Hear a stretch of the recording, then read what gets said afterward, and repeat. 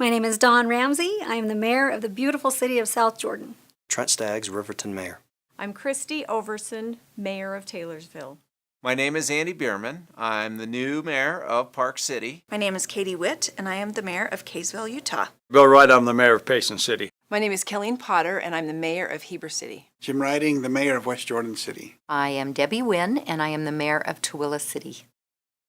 I ran for mayor because I wanted to focus on setting a tone for the town, setting a positive can-do attitude, and be more directly involved in some of our current challenges. I just really like the idea of serving in the community. That's what it's all about, being a public servant, whether or not you're a public servant, but just giving back to the community. I felt like there were a lot of things that we could do in the city to make it more proactive, more data-driven, and so I decided to run for mayor and see what I could do to try and make a difference. I recognized a need and the ability that I had to try to meet that need. I was an employee of West Jordan City for 15 years.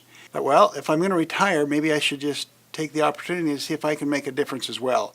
I love my city. You know, I'm born and raised there. There's things that I believe in the past we've pursued that have been mistakes. Of course, those are my ideas, and I wanted to be part of maybe improving things.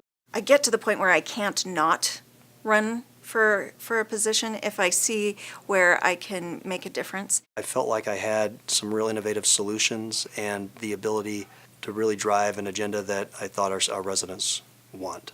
My main priority is to serve people. I have always felt that way, that an elected official is a servant of the people, and that I felt that I could do an excellent job in serving those people, and that is why I decided to run. People are already asking me whether I would run again, and I'm not sure yet. It's going to depend on whether I can get permission for a second term. Probably one of the most surprising things that I've found is how many people are aware of our little city. My son's on a mission in Ukraine, and he said to me in a letter this week, he said, I was talking to someone here, and they said, Heber City, I've been to Chick's Cafe. I think one of the strange things about mayor is people treat you like you got smarter overnight. I spent 6 years on council, and I threw a lot of crazy ideas out there that people thought were crazy ideas, and now you're mayor, you throw them out there, and they stop and consider and go, never heard that before. So it does impact how people look at you and how they listen to you and whether they are willing to follow you. I actually have the opportunity to do things. It's been fun, hard, terrifying, all those words that you can think of, but it's been delightful as well. I've learned very quickly that there's no such thing as a part-time mayor.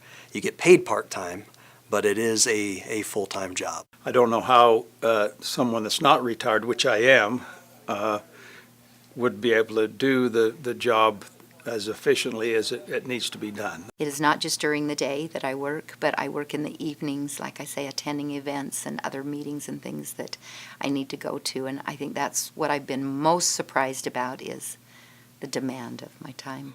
This part-time gig as a mayor, I have many weeks that are about 60-hour weeks. I thought after the first chaotic month or two I would get into a routine and a groove and sort of have my patterns, but I haven't seen any of that yet, now being 6 months in. Every day is unique, it's engaging, it's interesting. It's been a ton of fun, but it's hard to predict what I'm going to do day to day. One thing that surprised me the most about this job is how much I love it. I knew I would enjoy it.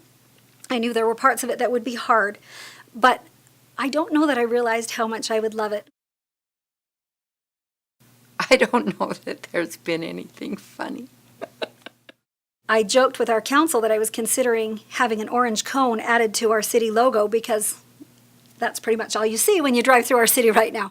I can't tell you the things because most of the time it's me, unfortunately, making comments that later I go, I can't believe I said that. There's occasions in our city council meetings where something humorous happens and comes up, which I think is kind of, you don't typically think you'll see something like that in a city council meeting.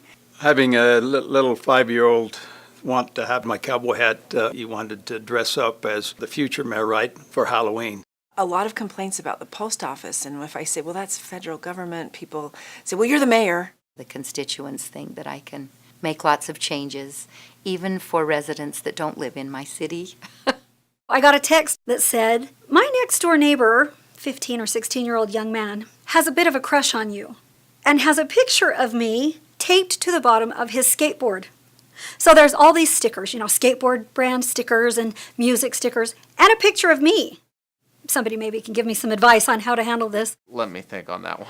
Hopefully it means I've connected with that age group. As I was campaigning, I would wear a bright red shirt, and I remember walking in a neighborhood and knocking on a door, and I was confused for the pizza delivery guy. I am learning how to play pickleball. I was told at my first pickleball training, as it were, that we don't tap the paddles. Don't do this. Cole's really serious. He has his name on his paddle. And he probably waxes his paddle too, which actually probably was not good to say. I have a whole slew of episodes where I do that. I end up saying things that are entirely inappropriate. Our code enforcement went out in the city looking at areas. So I asked them if I could come along, and I rode with them, and as we're identifying properties where they need some help, I also saw some really awesome yards.